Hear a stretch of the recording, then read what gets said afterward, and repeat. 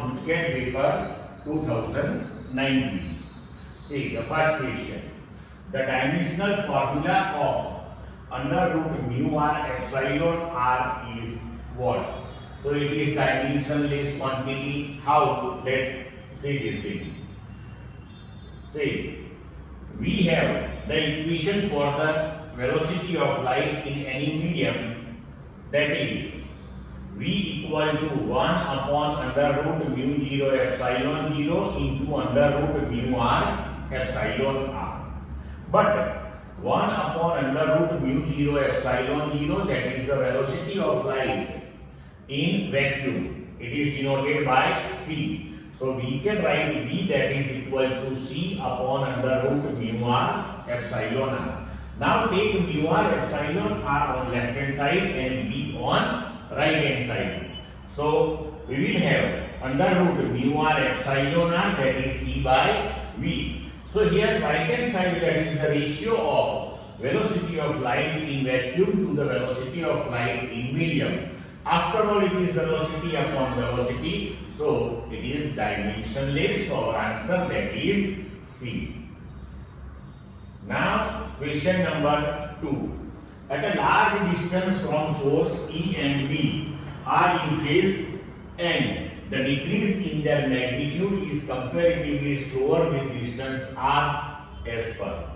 Now as magnitude decreases, intensity also decreases. So here the answer, that is r raised to minus 1. How? Let's discuss this thing. So we have the equation for the intensity at any distance r for the point source, that is power upon 4 pi r square.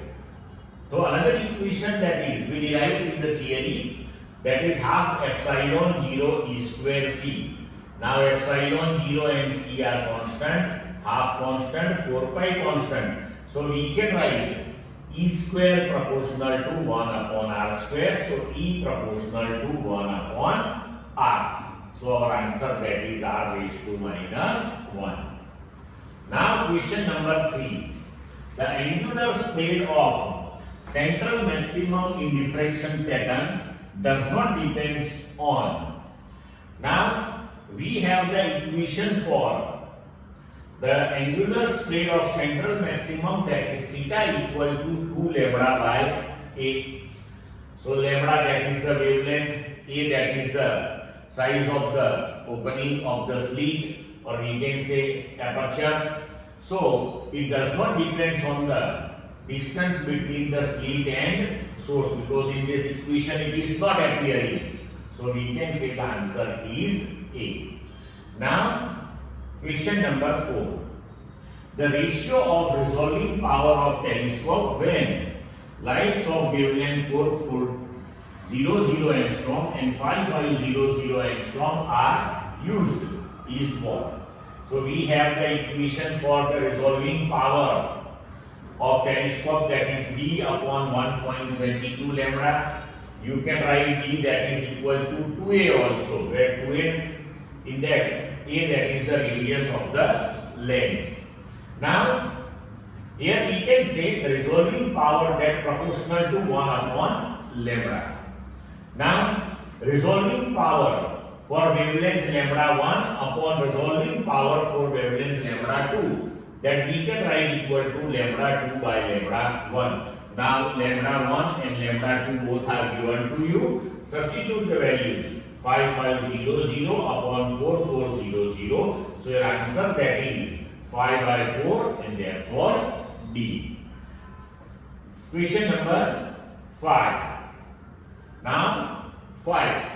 In Young's experiment, fourth bright field produced by the light of 5000 angstrom superposes on the fifth bright field of an unknown wavelength.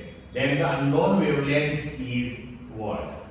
Now see, fourth bright field produced by this wavelength, and at the fourth bright, the superposed fifth bright field of unknown wavelength. It implies that both are formed at the same distance from the center of the screen. So we can write the equation for the position of the nth bright fringe, that is xn equal to n lambda d by d. So for wavelength lambda 1, suppose n1 bright fringe, and for lambda 2 we consider n2 bright fringe. Both are superposing, is formed at the same position. Then we can write here n1 lambda 1 d by d equal to n2 lambda 2 d by d. So n1, so fourth bright due to wavelength 5000 angstrom. So 4 into 5000, that is equal to n2, fifth bright fringe of unknown wavelength. So 5 lambda 2. Now if you solve this one, your lambda 2, that is equal to 4000 angstrom. Clear? Now question number 6. In X-ray tube, the potential difference between the anode and the cathode is 20 kilovolt, and the current flowing is 1.6 milliampere. The number of electrons striking the anode in 1 second is how much? Charge of an electron, that is 1.6 into 10 raised to minus 19 coulomb. Now current given to you. Now we have the equation current I, that is equal to Q by T. Q, that is the amount of charge. Now suppose n electrons are striking to anode in 1 second. It implies that the total amount of charge striking, that is n into E upon time t, and here the current constituted due to flow of this much amount of charge in 1 second, that is 1.6 milliampere. So it is 1.6 into 10 raised to minus 3 ampere, that is given to you. Now here we have to take time, that is 1 second, means ne, that is 1.6 into 10 raised to minus 3. Now n, E, that is given to you 1.6 into 10 raised to minus 19, that is equal to 1.6 into 10 raised to minus 3. So you will get n equal to 10 raised to 16, and therefore your answer, that is equal to C. Now question number 7. If the kinetic energy of the electron in the hydrogen atom is E square upon 8 pi epsilon 0 r, then its potential energy, that is how much? Now we know this thing, the potential energy, that is 2 times the kinetic energy, that is magnitude wise, but potential energy, that is negative, and therefore here we can write potential energy, that is 2 times kinetic energy, but it is magnitude wise, but potential energy is negative, so we can write the potential energy, that is minus 2 times kinetic energy. Now kinetic energy is given to you 8 E square upon 8 pi epsilon 0 r. So here substitute this value, minus 2 into E square upon 8 pi epsilon 0 r. This 2 by 8 give you 1 by 4. It implies that your answer, that is B. Clear? Now question number 8. The wavelength of the first line of Lyman series is lambda. The wavelength of the first line in partial series, that is how much? Now here answer is A. Let's calculate it. Now for Lyman series we have the equation 1 upon lambda, that is equal to r into 1 upon 1 square minus 1 upon n square. And for partial series we have the equation 1 upon lambda equal to r into 1 upon 3 square minus 1 upon n square. Now for first line of Lyman series, here we have to take n equal to 2. So when transition takes place from second to first level, the first line of Lyman series, that is obtained. So 1 upon lambda equal to r into 1 upon 1 square minus 1 upon 2 square. So r into 1 upon 1 minus 1 by 4. So your answer, that is 3 by 4 r. Now For first line of partial, we can write 1 upon lambda 1 equal to r. 1 upon 3 square minus 1 upon 4 square equal to r into 1 upon 9 minus 1 upon 16. Solve it, you will get 7 upon 9 into 16 into r. Now, we want to find lambda 1. So, take ratio of 1 upon lambda to 1 upon lambda 1. So, we will get lambda 1 by lambda equal to 3 by 4r upon 7 by 16 into 9r. R are cancelled, and your final answer for lambda 1, that is 3 by 4 into 16 into 9 by 7 lambda. And finally you will get lambda 1 equal to 108 by 7 into lambda, means your answer, that is A. Clear? Now question number 9. For radioactive element, tau, that is equal to how much? Tau 1 by 2. This tau, that is mean lifetime. Now see here. Answer is D. How? Let's calculate. The mean lifetime, that is equal to 1 upon lambda. In theory we derive this thing. And half lifetime, that is equal to 0.693 upon lambda. So here we can write 1 upon lambda, that is equal to T 1 by 2 means half life upon 0.693. So in this equation, first substitute 1 upon lambda, that is equal to this one. So mean lifetime, that is equal to half life upon 0.693. But 1 upon 0.693, that is 1.44. So mean lifetime, that is equal to 1.44 times half life, and therefore our answer, that is equal to D. Clear?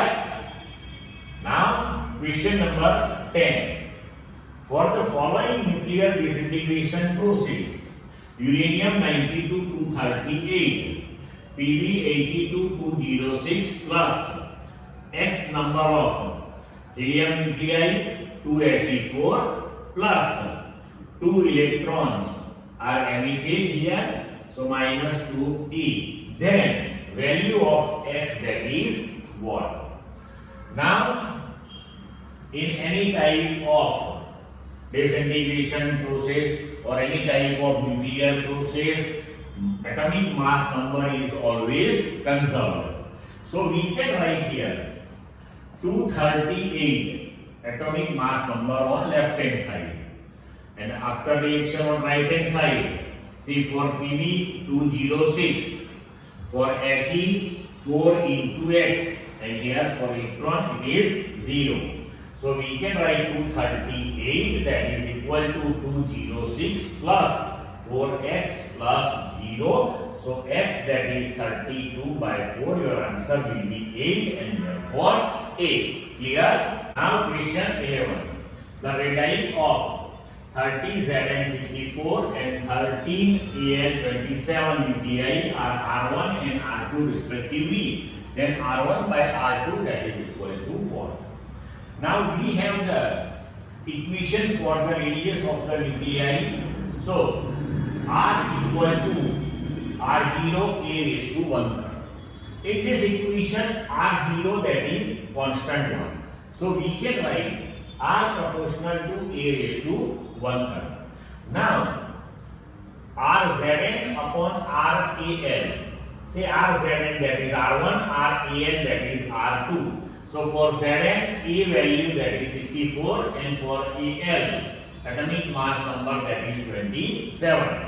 So we can write here 64 by 27 whole raised to 1/3.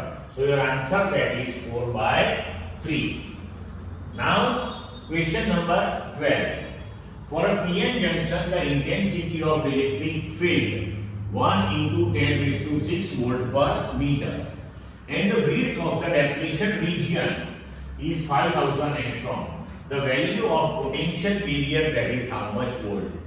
Electric field E and the width of the depletion region D are given to you. So here answer will come to C. Let's calculate how. So we have the equation V that is equal to ED, E given to you 10 raised to 6 and depletion region width that is 5000 angstrom. So that is 5 into 10 raised to minus 7 meter. Be careful here. So your answer will come to 0.5 volt. Now question number 30. The logic circuit in the figure represents characteristic of which logic gate? Now see here the symbol. The given logic gate that is NOR gate, but here two inputs of NOR gate A and B are connected with each other. It implies that we can say this is short circuited NOR gate. So see here, suppose we consider the functioning of NOR gate. Then truth table of NOR gate that is opposite that of the OR gate. So A, B inputs, Y that is equal to not A or B. So this is the truth table of NOR gate. 0, 0, 1, 0, 1, 0, 1, 0, 0, 1, 1, 0. But here, when the inputs A and B are short circuited, therefore we have no choice for A and B being 0, 1 and 1, 0. Means this choice is cancelled. If A is 0, B that will be also 0. Means both will be 0. And if A is 1, then both will be 1. Clear? It implies that 0 will give you output 1 and 1 will give you output 0. So resultantly we can say this particular logic circuit behave as a NOT gate. Clear? Now question number 14. For PN junction, the width of space charge region that is approximately how much micrometer? That is approximately 0.5 micrometer. And here in the theory of PN junction diode, this one is given to you in the text. Now question number 15.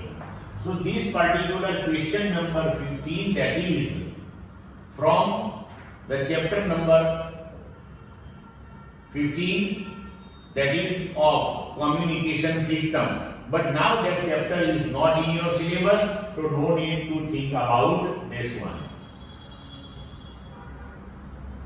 Now question number 16. This question that is also from chapter number 15, the communication system, and now it is not in your syllabus, so no need to think about this one also. Now question number 17. When two spheres having 4q and minus 2q charge are placed at a certain distance, the force acting between them is F. Now they are connected by the conducting wire and again separated from each other. Now they are kept at a distance half of the previous one.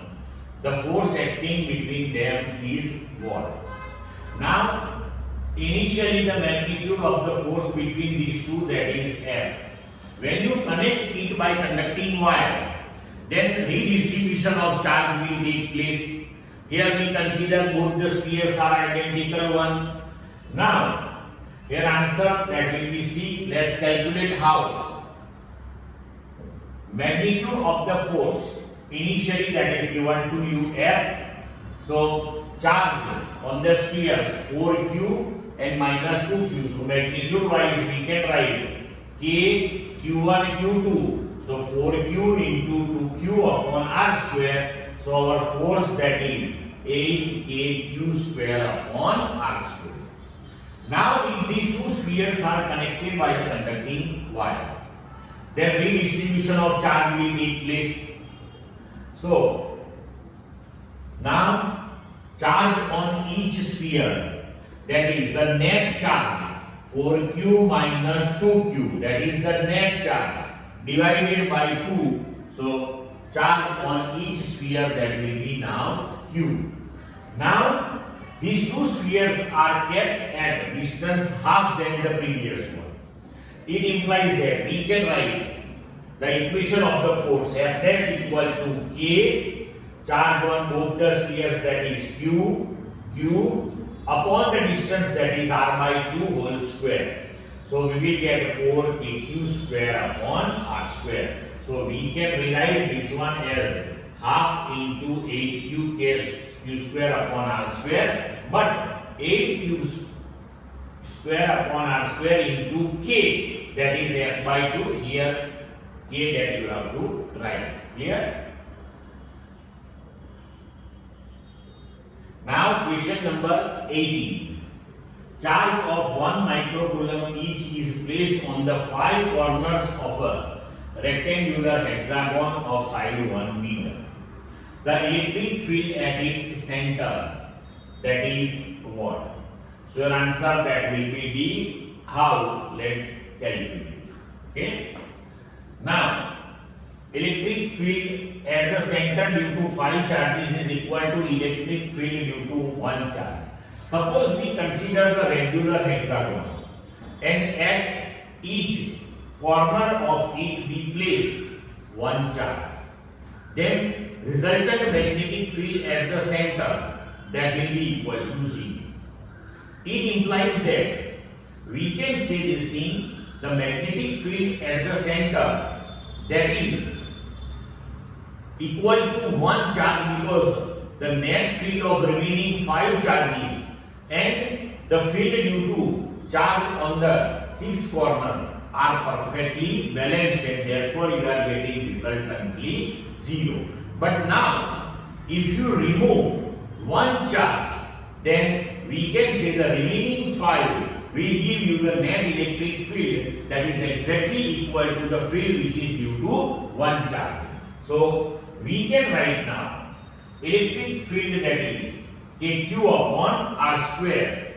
Q that is given to you 1 microcoulomb and side of hexagon is 1 meter. So from corner to the center, the distance that will be also equal to 1 meter in the case of hexagon. Now substitute the values. So k into 10 raised to minus 6 upon 1 square. So your answer is 10 raised to minus 6k. Clear? Now question number 19. An electric dipole is placed in a non-uniform electric field. Then torque acting on it may be 0. Now non-uniform electric field. So in non-uniform electric field, if the dipole is placed, then no doubt here on positive charge and negative charge the forces will be in opposite direction. But if dipole is at some angle with the field, then in that particular case you will get some perpendicular distance between these two forces and it will generate the torque. But if the dipole is aligned with the field itself, then force on the positive charge, force on the negative charge, both will be in mutually opposite direction. And therefore, the perpendicular distance between two forces, that will be equal to 0. And therefore, in this particular case, some net force will be there because the field that is non-uniform. But in this particular case, torque that will be equal to 0. So we can give the answer torque acting on it may be 0 if the dipole is aligned with the field. Clear? Now question number 20. The unit of intensity of polarization, that is what? So your answer, that is coulomb per meter square A. Now definition of intensity of polarization, that is the dipole moment induced per unit volume. So for dipole moment we have the unit coulomb into meter. For volume we have the unit meter cube. So resultant answer, that is coulomb per meter square. Clear?